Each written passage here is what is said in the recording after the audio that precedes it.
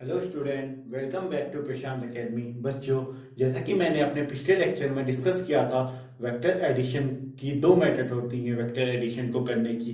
पहली मेथड है analytical method और दूसरी मेथड है ग्राफिकल मेथड। बच्चों, एनालिटिकल मेथड को मैं अपने पिछले लेक्चर में डिस्कस कर चुका हूँ। बच्चों, एनालिटिकल मेथड देखने के लिए आप मेरा पिछला लेक्चर देख सकते हैं। बच्चों, इस लेक्चर में मैं डिस्कस करने जाऊंगा कि ग्राफिकल मेथड से वेक्टर एडिशन को कैसे निकालते हैं। स्टूडेंट, जैसे कि जो एनालिटिकल मेथड है वो हम प्रिफर करते हैं। जो फॉर्मूला भी दिया था मैंने एनालिटिकल मेथड का, वो आपको दिया था सिर्फ दो वेक्टर के लिए, a square plus b square plus 2ab cos theta. इसके बाद ये फॉर्मूला को हम अप्लाई नहीं कर सकते।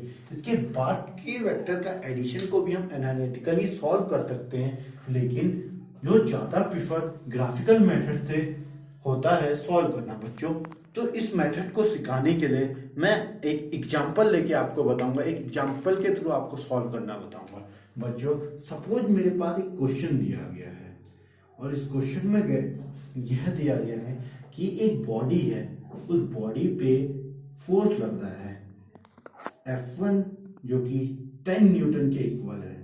एक फोर्स F1 जो कि 10 न्यूटन के इक्वल है और उस फोर्स की डायरेक्शन ये दी गई है।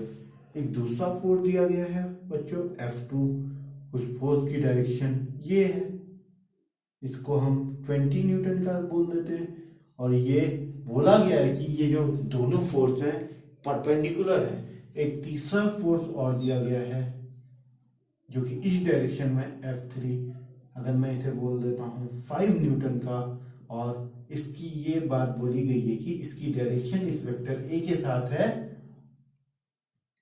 ये एंगल बनाता है 45 डिग्री का अगर एंगल बनाता है। ऐसे ही एक और वेक्टर डी दिया गया है बच्चों, वेक्टर डी दिया गया है। इस वेक्टर डी का अगर मैं बोल दूं कि ये 10 न्यूटन है और इसकी डायरेक्शन भी इसके परपेंडिकुलर बोली गई है, इस ए के परपेंडिकुलर है बोली गई है डी की डायरेक्शन। तो बच्चों, ये ग्राफिकल मेथड बेसिकली सिर्फ एडिशन की एक मेथड है। ये मेथड जो मैंने पहले दिन addition of more than one vector वाली बात करी थी, उसको भी आप देख सकते हो हमारे प्रीवियस लेक्चर्स पे। ये जो एडिशन होगा इसकी ग्राफिकल मेथड से, अगर ये ऐसे फोर्स हैं तो जो इनका एक इसको बोलते हैं कि फोर्स पॉलीगन मेथड से सॉल्व करना। जो ये हमें मिलेगा वो एक फोर्स पॉलीगन मिलेगा। इस मेथड का दूसरा नाम है फोर्स पॉलीगन मेथड, या बोल सकते हो कि हम वेक्टर्स का पॉलीगन बना के सॉल्व कर रहे हैं। बच्चों, ये मेथड सिर्फ addition of more than one vector है, लेकिन हम इसे ग्राफिकल वे से सॉल्व कर रहे हैं। बच्चों, इसे सॉल्व करने के लिए हमें कैसे करना होता है स्टार्टिंग। बच्चों, मैं जैसे बोलूंगा कि जैसे मैंने 10 न्यूटन है, 10 न्यूटन को अगर मैं बोल देता हूं कि कुछ हम इसमें यूनिट लेके चलते हैं, हम एग्जैक्टली इसमें स्केल और जितने भी मेरे ज्योमेट्रिकल इंस्ट्रूमेंट होते हैं, स्केल, प्रोटेक्टर, डी, इन सब का यूज करके बनाते हैं। इन्हें हमें पर्टिकुलर लेंथ और एंगल का ध्यान देके मेजरमेंट करके बनाना होता है। बच्चों, अगर मैं ऐसा बोल देता हूं कि 1 newton equal to 2 centimetre, sorry 2 newton equal to 1 centimetre, ऐसा बोल देता हूं बच्चों। अगर 2 न्यूटन 1 सेंटीमीटर के बराबर हो जाएगा, ठीक है, तो इसे मैं वेक्टर के थ्रू दिखाऊंगा, यानी कि, और इसमें सीक्वेंस एडिशन का बच्चों कुछ भी हो सकता है। जैसे आगे ए में बी को जोड़ दूं, बी में सी को जोड़ दूं, या ऐसे जोड़ दूं, या पहले डी को जोड़ दूं, सी को जोड़ दूं, उसके बाद बी को जोड़ूं, या पहले सी जोड़ दूं, इसमें बी जोड़ दूं। तो बच्चों, ये सीक्वेंस को मैं कुछ भी ले सकता हूँ। जो पॉलीगन बनेगा, फोर्थ पॉलीगन, वो अलग बनेगा, लेकिन तुम्हारा जो रिजल्टेंट की वैल्यू आएगी और एंगल आएगा वो सेम आएगा। तो बच्चों, हम अगर मानते हैं कि जो मेरा ये वेक्टर ए है ये हॉरिजॉन्टल डायरेक्शन में, क्योंकि ये दी गई है, और वेक्टर ये फोर्स F1 मुझे कितना दिया गया 10 न्यूटन। अगर 2 न्यूटन इक्वल टू 1 सेंटीमीटर है तो बच्चों 10 न्यूटन इक्वल टू कितना सेंटीमीटर आ जाएगा, 5 सेंटीमीटर। तो बच्चों, मैं एग्जैक्टली एक 5 सेंटीमीटर की लाइन खींचूंगा। बच्चों, एक 5 सेंटीमीटर की मैं एक स्ट्रेट लाइन खींचूंगा। तो बच्चों, ये मेरी जो ये 5 सेंटीमीटर की स्ट्रेट लाइन है, ये क्या रिप्रेजेंट करेगी, F1। तो बच्चों और ये डायरेक्शन हो गई इस वेक्टर की, ये क्या हो गई, इस वेक्टर की डायरेक्शन हो गई बच्चों। तो इसमें अब मैं कौन सा वेक्टर ऐड करूं, चलो बच्चों इसमें हम ऐड कर लेते हैं F3।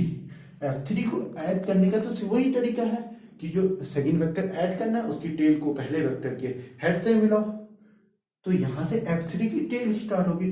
तो बच्चों अब F3 कितना है हमारा 5 न्यूटन।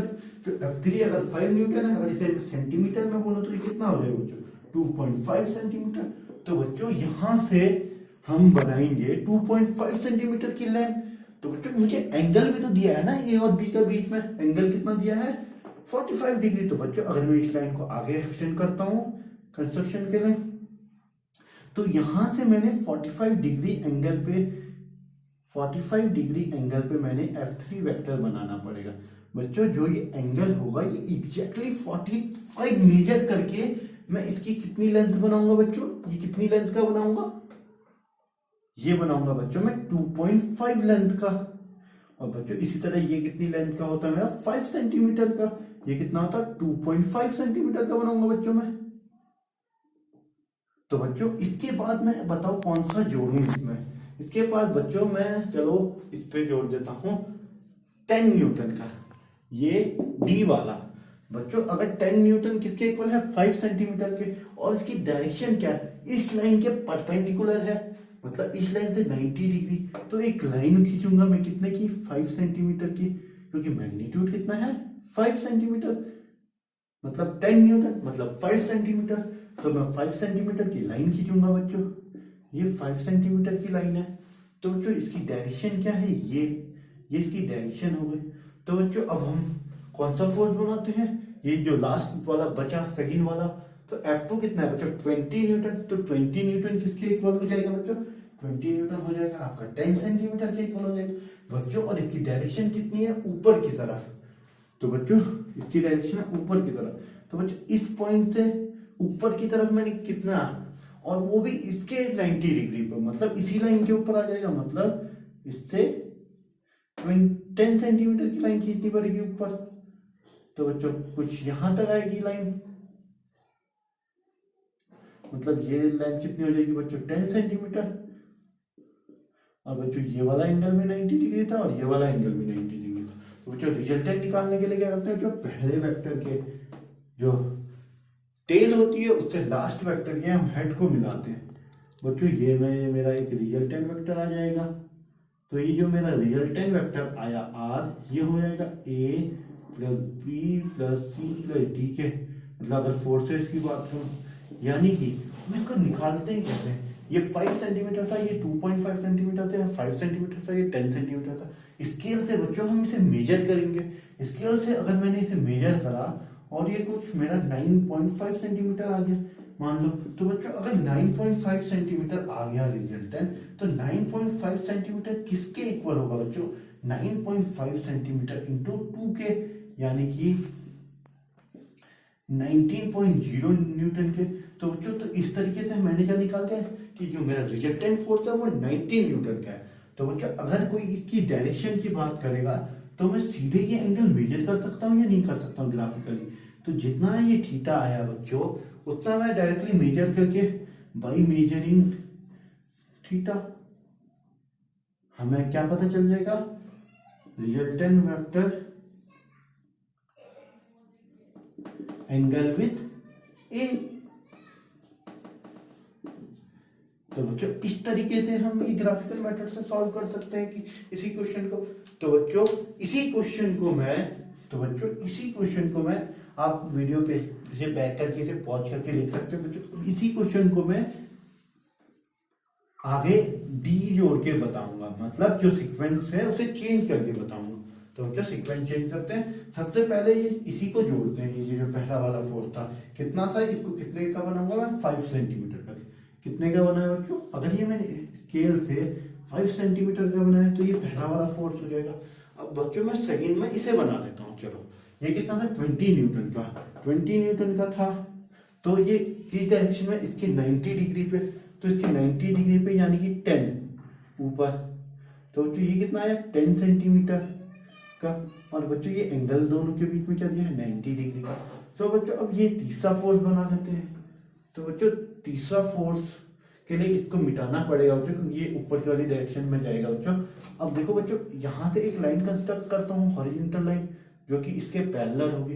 तो बच्चों जो तीसरा फोर्स होगा उसको ऐड करने के लिए यहाँ से इधर की तरफ जाएगा। ये जब इधर की तरफ जाएगा बच्चों, तो इसका हॉरिजॉन्टल के साथ एंगल कितना होगा, ये तो हमें दिया रहेगा क्वेश्चन में। कितना है ये बच्चों? 45 डिग्री का एंगल है बच्चों। ये 5 न्यूटन का है, तो कितने सेंटीमीटर की बनेगी लेंथ? 2.5 सेंटीमीटर की लेंथ बनेगी बच्चों ये। तो बच्चों इसी तरह अगर मैं चौथा फोर्स बनाऊं, तो चौथा फोर्स कौन सा होता है? ये डी वाला। कितना है बच्चों? 10 न्यूटन का। तो और इसका हॉरिजॉन्टल के साथ कितना एंगल है बच्चों? अगर मैं ऐसे लाइन कंस्ट्रक्ट करूं, तो ये हॉरिजॉन्टल के साथ 90 डिग्री बनानी चाहिए, और इसकी डायरेक्शन ये है बच्चों। तो ये कितने की खींचूंगा मैं? 5 सेंटीमीटर की। तो बच्चों रिजल्टेंट निकालने के लिए क्या करते हैं आप? पहले वाले की टेल से लास्ट वाले का हेड को मिलाते हैं। तो वही करेंगे बच्चों। तो बच्चों मेरा ये आर आ जाएगा। आर क्या आ जाएगा बच्चों? F1 plus F2 plus F3 plus F4 के बराबर आ जाएगा, प्लस F3 प्लस F4 के बराबर आ जाएगा। ये 10 सेंटीमीटर बच्चों। बच्चों अब आर की लेंथ को मैं स्केल से मेजर कर सकता हूँ। मान लो ये 9.5 आई होती है आर की लेंथ।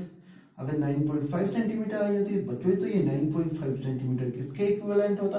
19.0 न्यूटन के। तो रिजल्टेंट कितना मिल जाता मुझे? गिवन आ जाता कि 19 न्यूटन है, और एंगल क्या आ जाता? Theta. Theta theta can be measure directly. थीटा को हम डायरेक्टली मेजर कर सकते हैं बच्चों। बच्चों तो देखा कि यहाँ पर को जो हमने देखा कि फोर्स पॉलीगन देखो अलग बना, जो पहले बनाया था बच्चों उसका पॉलीगन का शेप अलग बना था, क्योंकि सीक्वेंस अलग फॉलो किया। यहाँ देखो बच्चों सीक्वेंस अलग फॉलो किया, लेकिन जो मेरे वैल्यू आएगी बच्चों वो सेम आएगी। तो बच्चों ये मेथड हम वहां प्रीफर करते हैं जहां मेरे पास एक से ज्यादा, दो से ज्यादा वेक्टर होते हैं, और उन्हें ग्राफिकली प्लॉट करना आसान होता है, उन्हें ग्राफिकली रिप्रेजेंट करना आसान होता है। तो बच्चों इसमें इस लेक्चर पे केवल मैं ये वाली मेथड को कवर कर रहा हूँ बच्चों। अगर इस मेथड से रिगार्डिंग आपको कोई भी प्रॉब्लम हो बच्चों, ये मेथड तुम्हारी फोर्स बैलेंस करने में, टॉर्क बैलेंस करने में, और बाकी सारी चीज़ों को बैलेंस करने में ये मेथड बहुत काम आती है। तो बच्चों अगर आपको इस टॉपिक से रिगार्डिंग कोई डाउट हो, या पिछले टॉपिक से रिलेटेड कोई डाउट हो, तो बच्चों आप नीचे कमेंट सेक्शन में पूछ सकते हो बच्चों। अगर आपको फिजिक्स 11th 12th क्लास की किसी भी टॉपिक में कोई भी डाउट हो बच्चों, मैकेनिकल इंजीनियरिंग से रिलेटेड किसी भी टॉपिक पे डाउट हो, तो आप नीचे कमेंट सेक्शन में बोल सकते हो कि सर इस पर्टिकुलर टॉपिक पे वीडियो बनाने को। तो अगली वीडियो में उस पर्टिकुलर टॉपिक पे बनाने की कोशिश करूंगा। वैसे हम एक सीक्वेंस बाय 11th फिजिक्स और 12th फिजिक्स का कोर्स कंप्लीट करेंगे, देन मैथमेटिक्स की तरफ चलेंगे बच्चों। हमारे चैनल को लाइक कीजिए, शेयर कीजिए और सब्सक्राइब कीजिए। थैंक यू बच्चों।